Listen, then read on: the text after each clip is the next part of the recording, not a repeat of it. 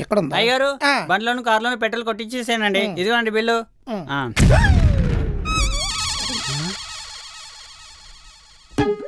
ఈ బిల్లులా బాంబులా ఎంత గట్టిగా ఫీల్ అయ్యేంట్రా? అవును, దీంట్లో రేటు దీంట్లో రేటు ఉందేటి? అంతా మీ వల్లే అండి. నా వల్ల? పెట్రోల్ ఎప్పుడు స్లోగా కొట్టించు అంటారు. ఆడు ఫుల్ ట్యాంక్ కొట్టే లోపల మళ్ళీ పెట్రోల్ రేటు పెరిగిపోయింది. అయితే ఇంకెప్పుడు పెట్రోల్ స్లోగా కొట్టించుకో, ఫాస్ట్ గా కొట్టించే. గ్యాప్ ఇస్తే రేటు పెంచేస్తున్నారు. అయినా ఇదంతా ఎందుకురా? అసలు పెట్రోల్ కొట్టించడం అనేది దైత్రులు చూపొద్దు. పెట్రోల్ రేటే కాదు, ఆయిల్ రేటు కూడా పెంచారు. పంపలో ఇప్పుడు శాలరీ పెరిగిందిరా అనుకుంటున్నాను. దాన్ని సహాయ చేయడానికి ఖర్చులు కూడా పెరిగిపోతున్నాయా? లాభం లేదురా, ఆయిల్ కి ఫుల్ స్టాప్ పెట్టేసిందే. పద. అంటే ఏం చేస్తారు?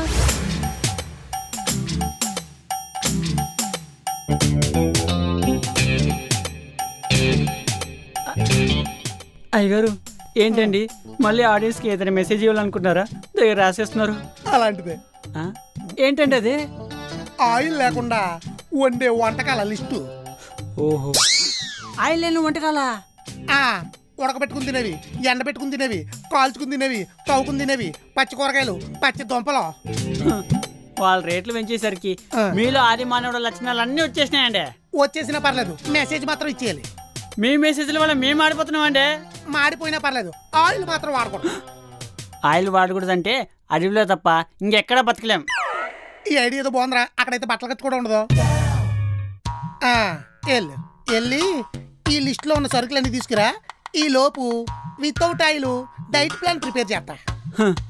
ఎవరో సిగరెట్ కాల్చి విసిరేస్తే అది మన మీద పడి మన చుక్క బొక్క పడిందంట. అలా ఉంటుందని మీతోటి సామెతలు చెప్తున్నావు నువ్వు. ఓ పని చేయరా, ఈ లిస్ట్ లో ఉన్న సరుకులన్నీ తీసుకురావడానికి బండి వేసుకెళ్తే పెట్రోల్ కాలిపోద్ది.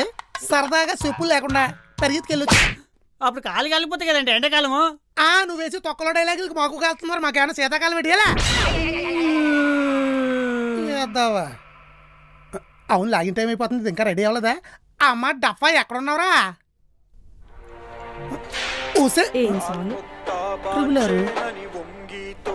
చూసావా బా, రామ్ చరణ్ ఎన్టీఆర్ని చర్మం ఊడేలా కొడుతున్నా కూడా ఎంత బాగా పాడుతున్నాడో.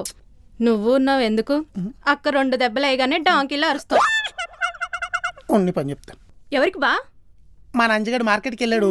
ఫోన్ చేసి అలాంటి కొరడ ఒకటి కొనుక్కురామంటాను.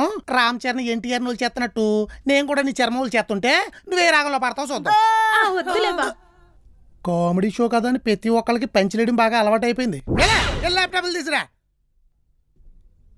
అలాగే మీ అక్కడ కూడా రమ్మని లాగిన టైం అయిపోతుంది.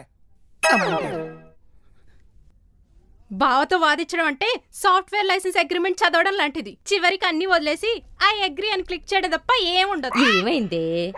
గాడి దగ్గర అయింది. ఆమ్లెట్ వేసుకుని తినే. వేసుకుని వద్దులే. అవును, నువ్వేంటే పార్టీకెళ్ళే పాపలో రెడీ అవుతున్నావు? ఫస్ట్ డే వర్క్ కదా, ఫీల్ ఉంటదని. ఈ ఇంట్లో ఎవరి స్క్రిప్ట్ వాళ్ళే రాసుకుంటున్నారు. ప్లాన్ చెప్పమంటే చెప్పావు కానీ ఫీల్ ఉంటదంట. ఫీల్ సర్లే గాని పిలుస్తున్నాడు, లేట్ అవుతుందంట. ఇల్లు ఎస్ గోయింగ్. వచ్చి ల్యాప్టాప్ లే. హలో హెచ్ఎస్ గారు, హౌ మై లుకింగ్?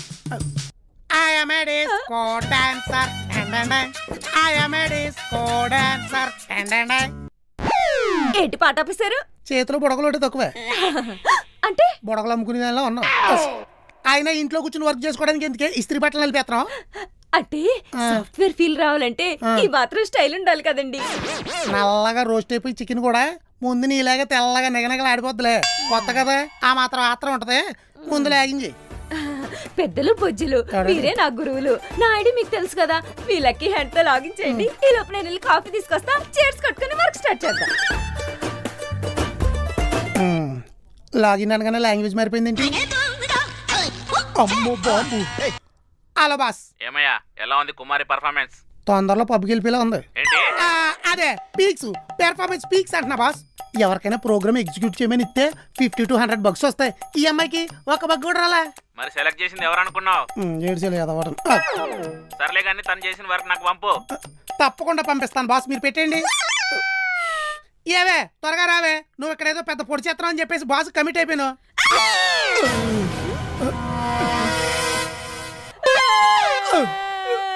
ఏమైందే? మీ కేక విని కంగారులో కాఫీ గిని పట్టేసుకున్నా. ఇప్పుడే బాస్ దగ్గర నువ్వేదో ప్రోగ్రామ్ పొడి చేసేవారికి కమిట్ అయిపోయినా. అదేదో మీరే చేసేయండి.